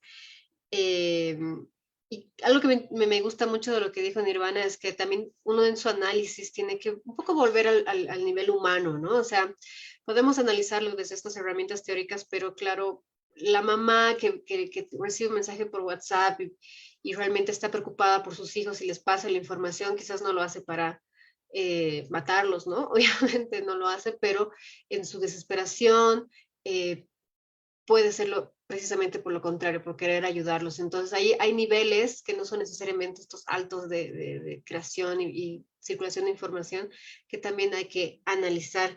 Y finalmente, Reina nos hacía recuerdo de algo que sí creo que es bien importante, que la pandemia ha estado súper politizada en todo el mundo. En Bolivia no ha sido la excepción, por eso, a ver si puedo ir volviendo al grafo.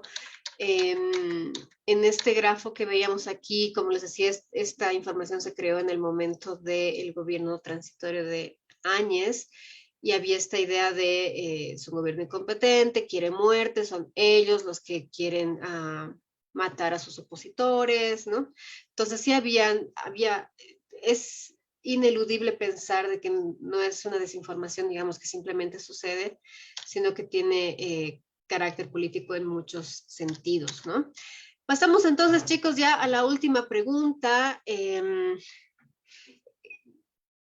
Creo que de alguna manera le hemos ido respondiendo hasta ahora, pero la intención que teníamos de plantear esta pregunta era analizar ciertos datos.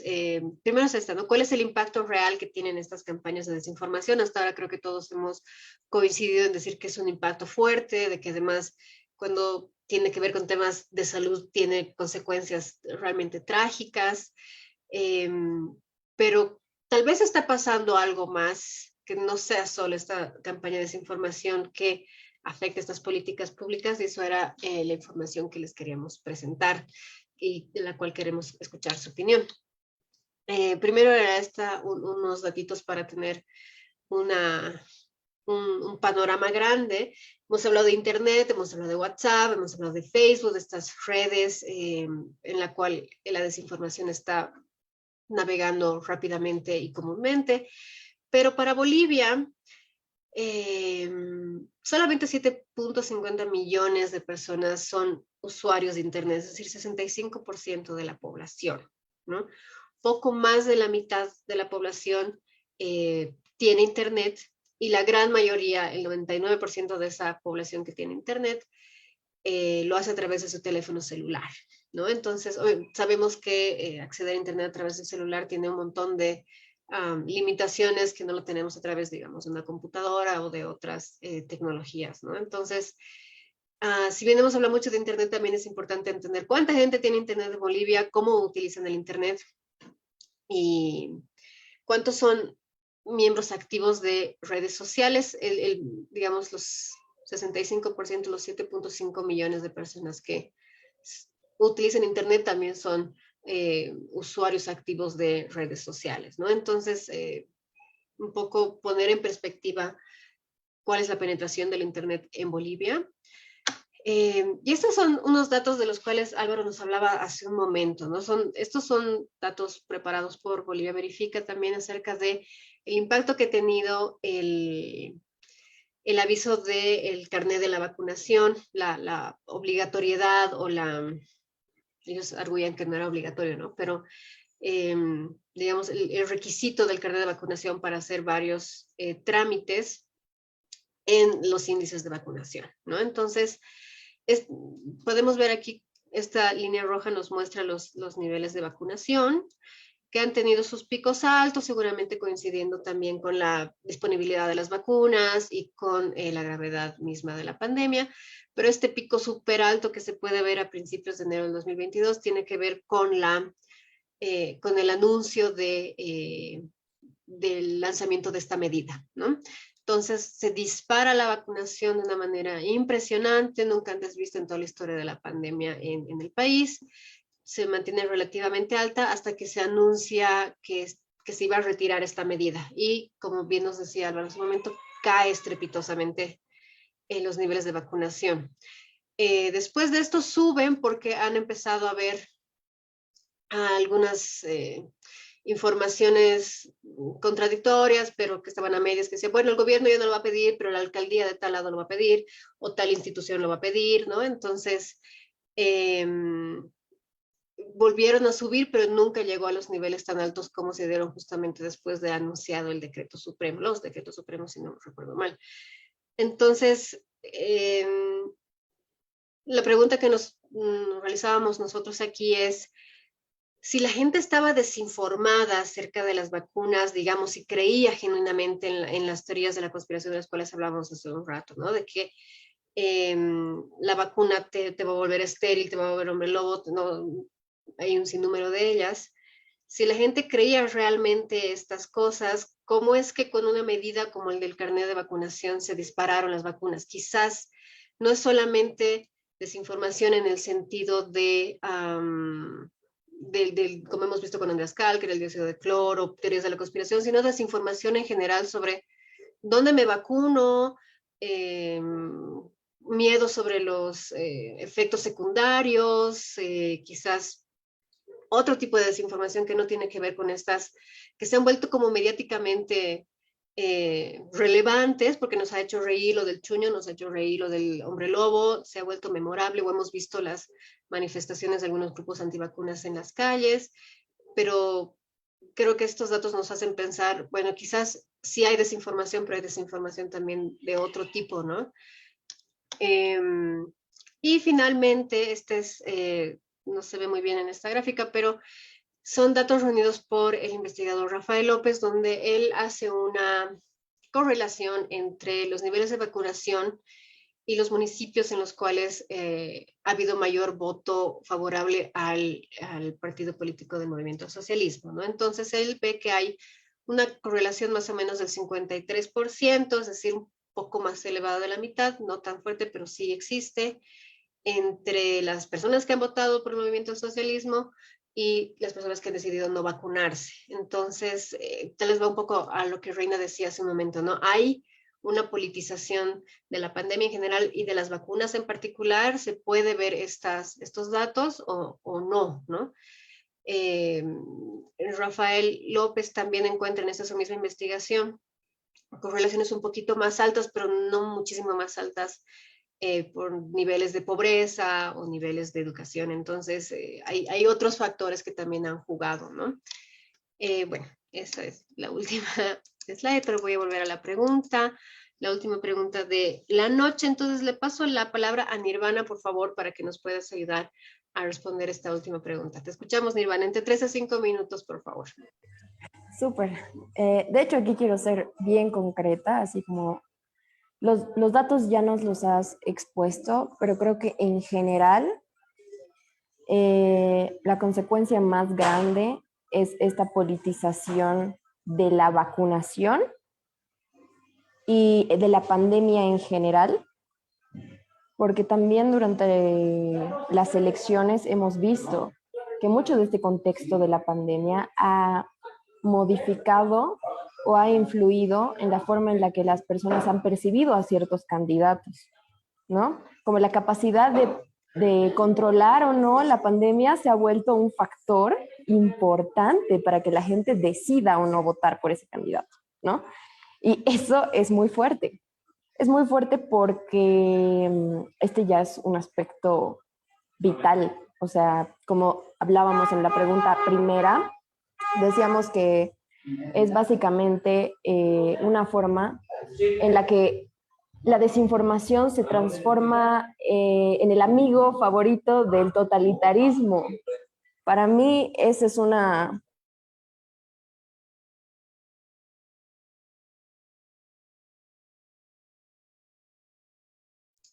Nirvana, sigues ahí, te hemos perdido por unos minutitos.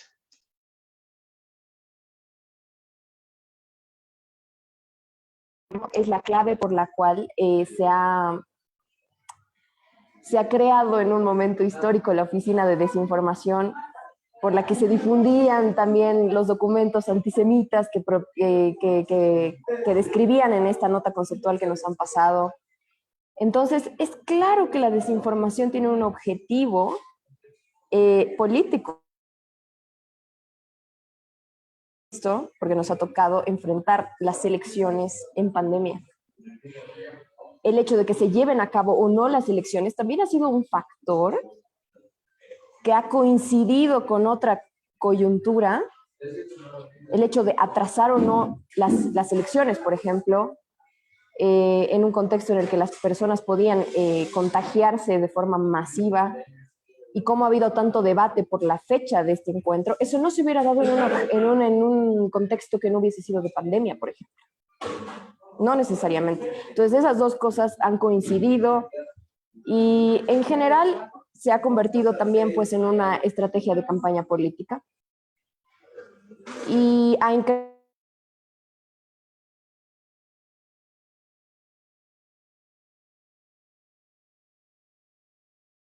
los niveles de polarización y la polarización en los remedios que se utilizan o no, en la vacuna que se coloca o no, digamos, ¿no?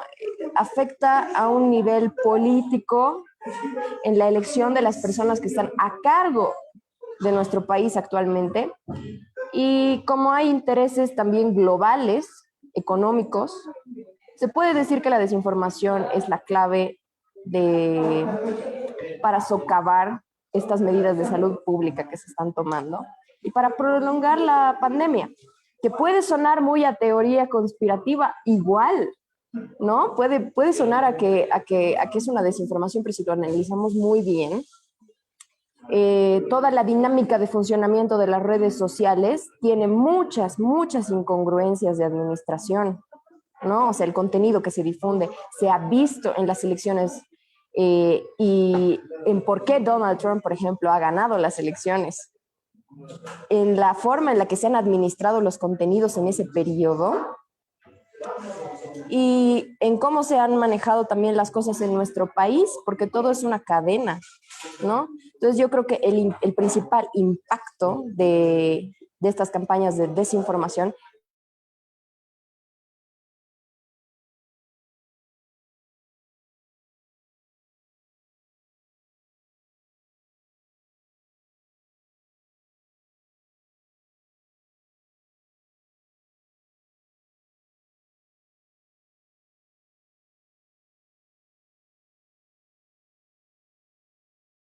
Hay que partir, ¿no?, de los datos que hemos revisado, ¿no?, donde la población boliviana busca, eso sería como una conclusión, digamos, inicial, busca información en redes sociales, ¿no?, a partir de los datos que tú nos has presentado, en lugar de medios serios que podemos considerar como los medios tradicionales. Y cuando decimos medios tradicionales, no estamos diciendo medios analógicos, por ejemplo, ¿no?, sino ya digitales, en formato digital.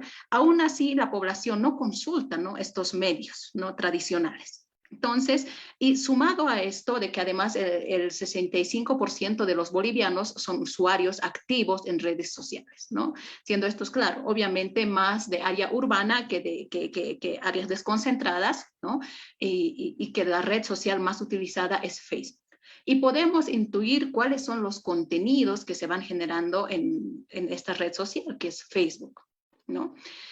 Entonces, a partir de estos datos, podemos decir que la desinformación ha alcanzado niveles interesantes, pero que no podemos tener un porcentaje, decir, este es el porcentaje de desinformación en Bolivia, porque es complejo, ¿no? Porque es complejo, aunque tengamos estos datos, referencias de dónde consume los contenidos los bolivianos, el porcentaje de los bolivianos que están en estas redes sociales, principales usuarios de Facebook, etcétera, pero es bien complicado tener un dato, ¿no?, de decir, esto es el impacto real, ¿no?, de la desinformación, porque es un objeto de estudio también nuevo.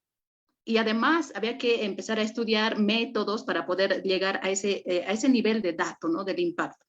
Sin embargo, considero que el impacto más bien ha estado relacionado, reitero que esto se relaciona, digamos, con la anterior pregunta, el impacto ha estado condicionado, relacionado con el contexto sociopolítico del país, ¿no?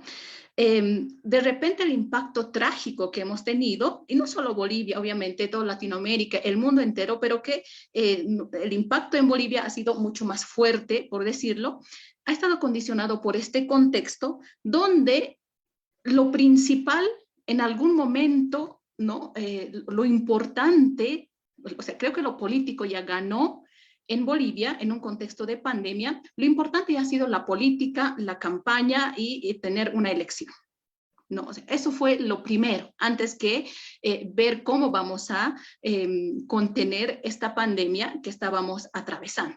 En ese sentido, por ejemplo, no es casual de que, por ejemplo, en ese agosto creo que era el pico más alto que estaba experimentando Bolivia en la primera ola, ¿no? Que la Central Obrera Boliviana haya convocado y haya organizado una movilización, una gran movilización. Y en pandemia, en el pico más alto, ¿no? Y eso nos da a entender de que realmente lo político ganó a la pandemia. Ganó y llegó a ser más importante que cualquier otro factor, incluso la vida.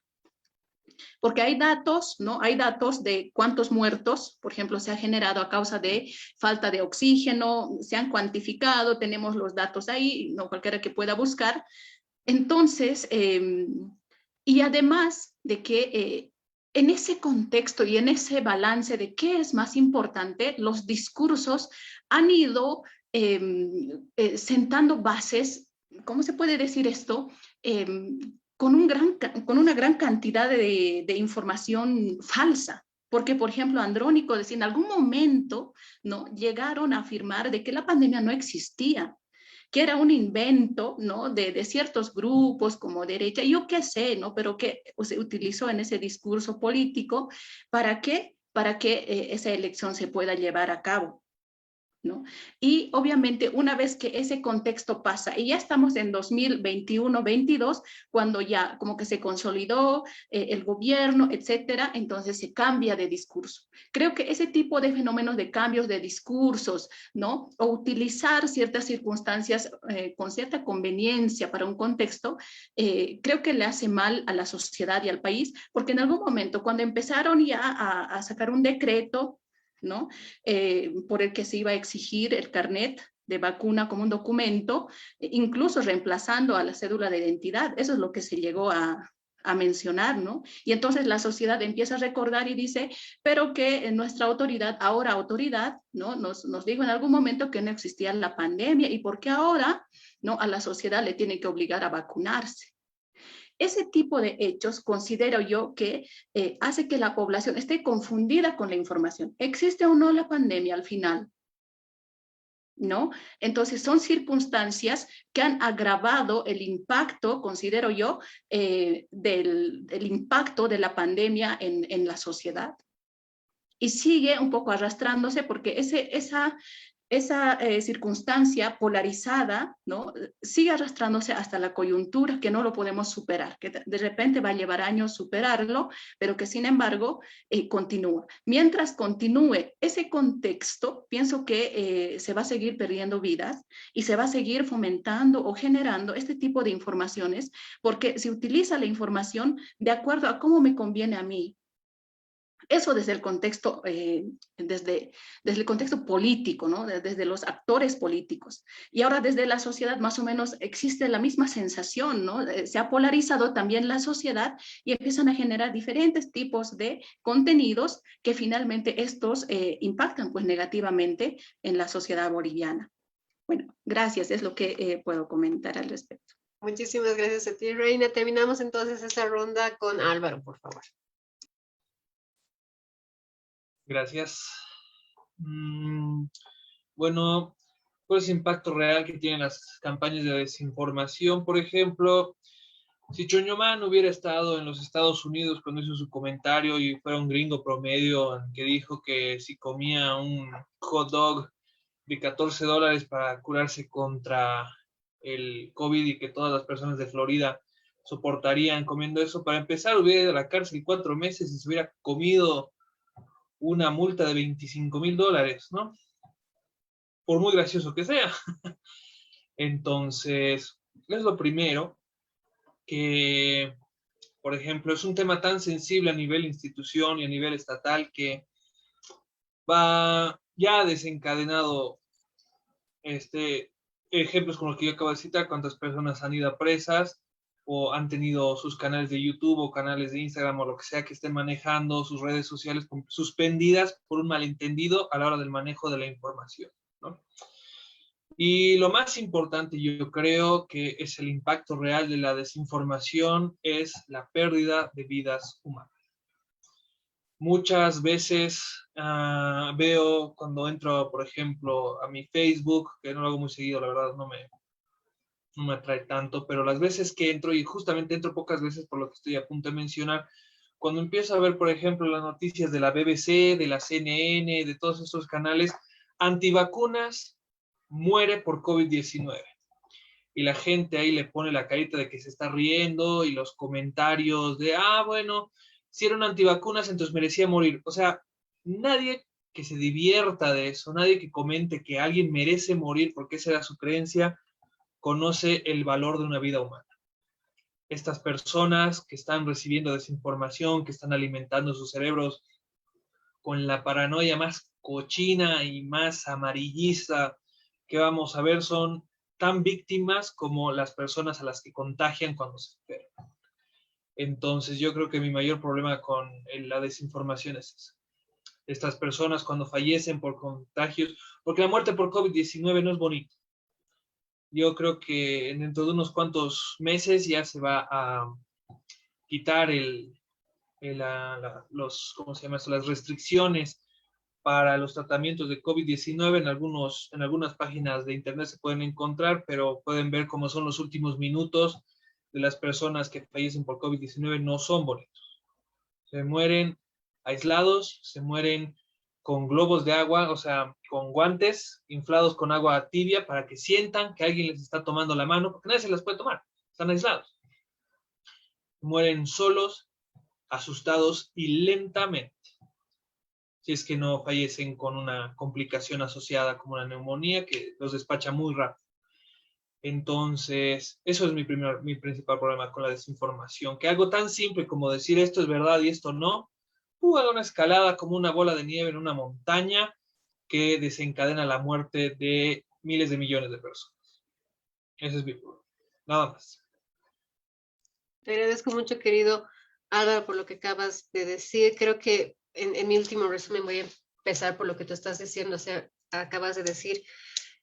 Más allá del impacto real en cuanto a lo que también decía, si no estoy mal, Reina, de que es difícil o quizás no tenemos todavía las metodologías necesarias para decir tanto porcentaje de la gente no se vacunó porque se desinformó, ¿no? O sea, o porque creyó en una teoría de la conspiración, o porque le creyó a Andrónico, o porque le creyó a Chuñamán, o cosas por el estilo.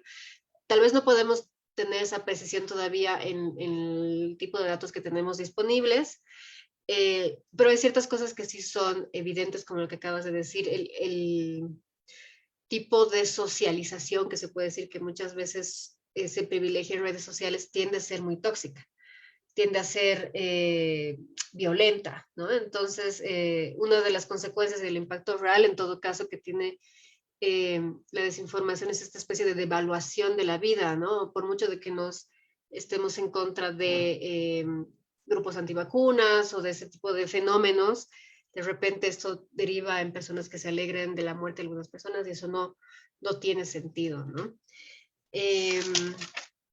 Volviendo un poco a lo que decía Reina, dijo algo que me gusta mucho, que es interesante, esa idea de que lo político ganó, ¿no? En muchos casos, tal vez recibir, sobre todo en Bolivia, que es un país de por sí bastante politizado, recibir información política, que ni siquiera es información política, es casi farándula política, nos gusta más o somos más receptivos que información súper especializada, científica, de la cual además pocos tienen la formación para entender a su cabalidad, ¿no? Entonces, lo político en términos de atraer la atención de las personas ha terminado ganando, ¿no? Y en el contexto boliviano es difícil no poder separar el contexto político de la pandemia misma, que es algo que también nos hacía recuerdo Nirvana, ¿no? Es justo ha pasado la pandemia en un momento tan crítico para la sociedad boliviana en términos políticos, sociales y económicos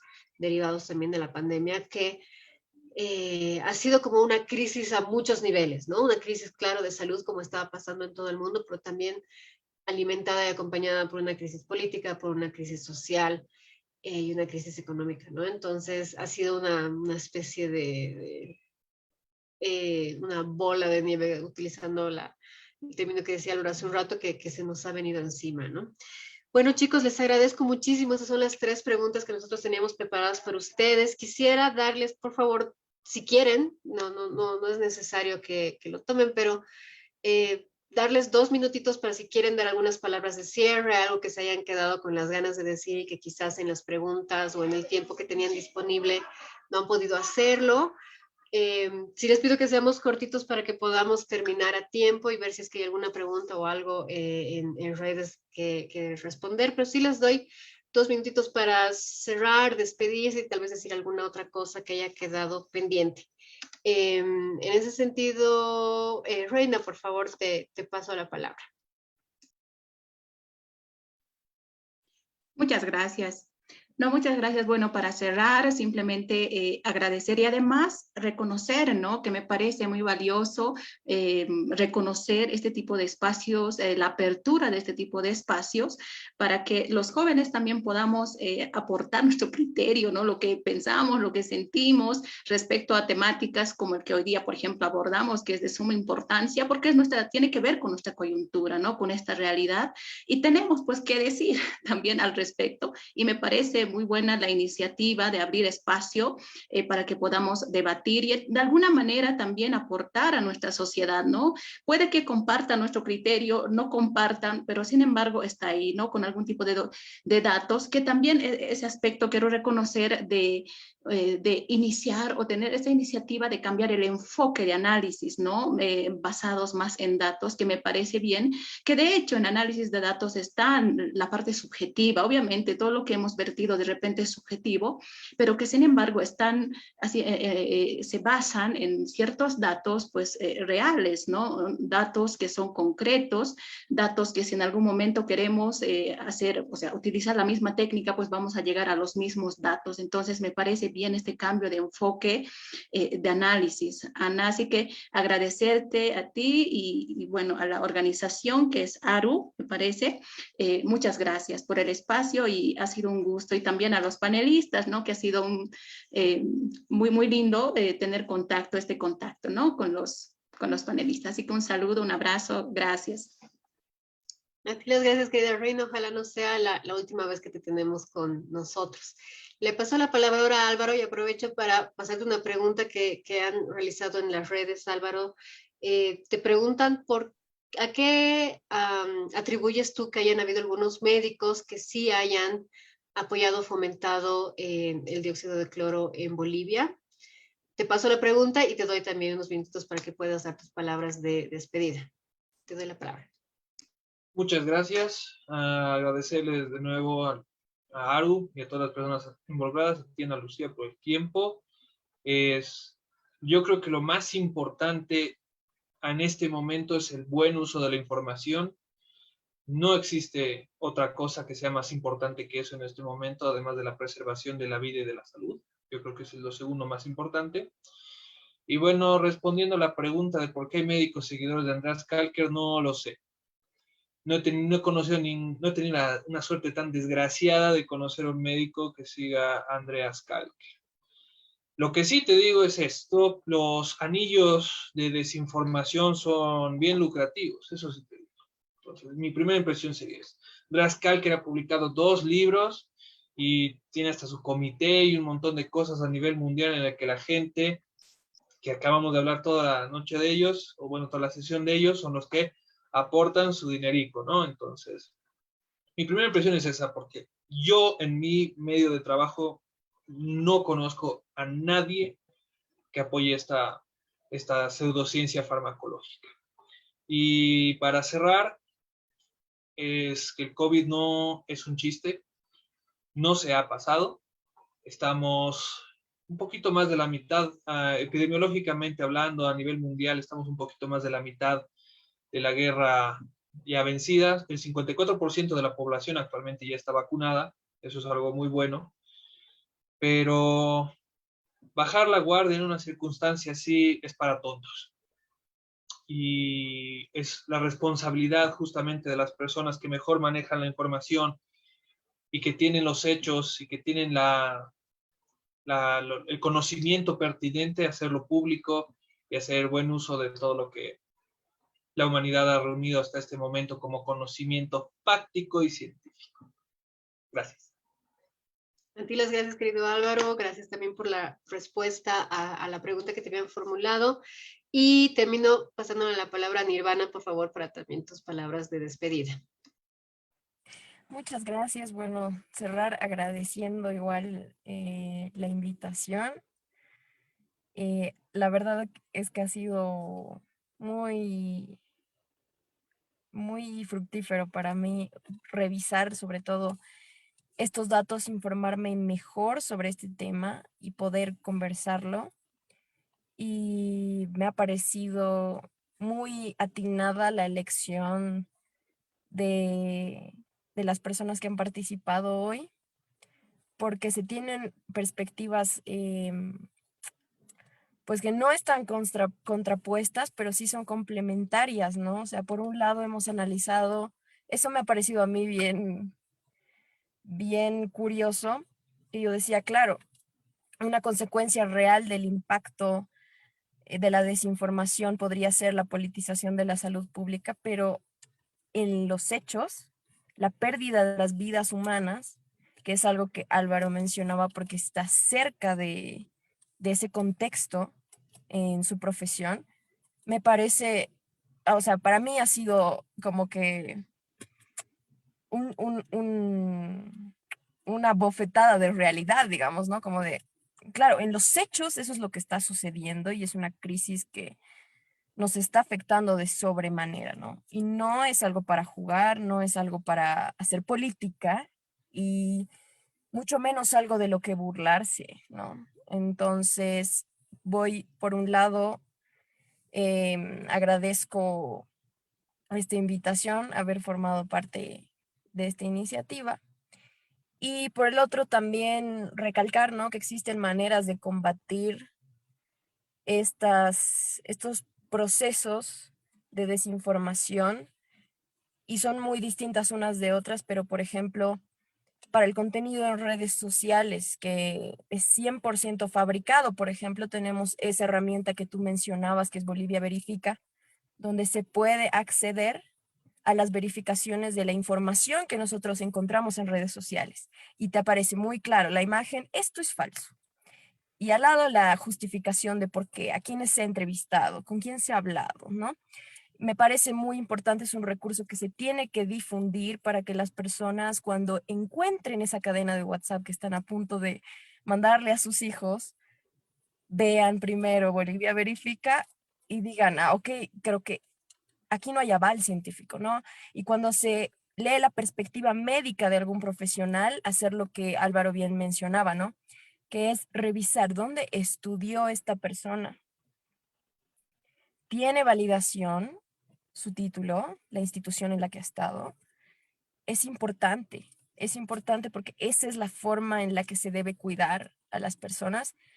Y por último, cuestionar este estereotipo, bueno, en realidad esta creencia de que la pandemia se está pasando, que es algo que igual mencionaban, ¿no? De que es menos contagiosa esta cepa del Omicron, o que es más contagiosa, pero no es tan mortal como la anterior.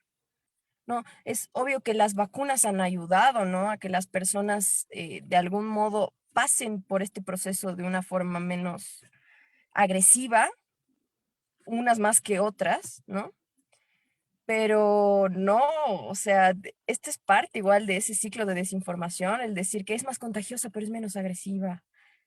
Y esto, nuevamente, como es un proceso comunicativo que afecta el estado mental de los individuos y sus jerarquías de pensamiento y cómo se comportan, o sea, determina cómo van a actuar colectiva e individualmente, nos va a perjudicar mucho en frenar esta pandemia y sobre todo considerando que nuestro círculo de socialización se ha reducido a las redes sociales, porque ahora ya no es necesariamente interactuar en el espacio público, digamos, material, con tu vecina o qué sé yo, ¿no? O sea, no es solo eso, se ha generado una red social virtual en la que hay tanto, tanto disponible que ya no se sabe qué es verdad, ¿no? Pero se pueden utilizar herramientas para combatir esta crisis consecuencia de la sociedad de riesgo, ¿no? Y esto, muchas gracias. A ti las gracias, Nirvana, las gracias a Álvaro, a Reina, por acompañarnos esta noche. De verdad que para nosotros ha sido súper importante contar, como bien decía Nirvana hace un ratito, con voces distintas, con perspectivas distintas.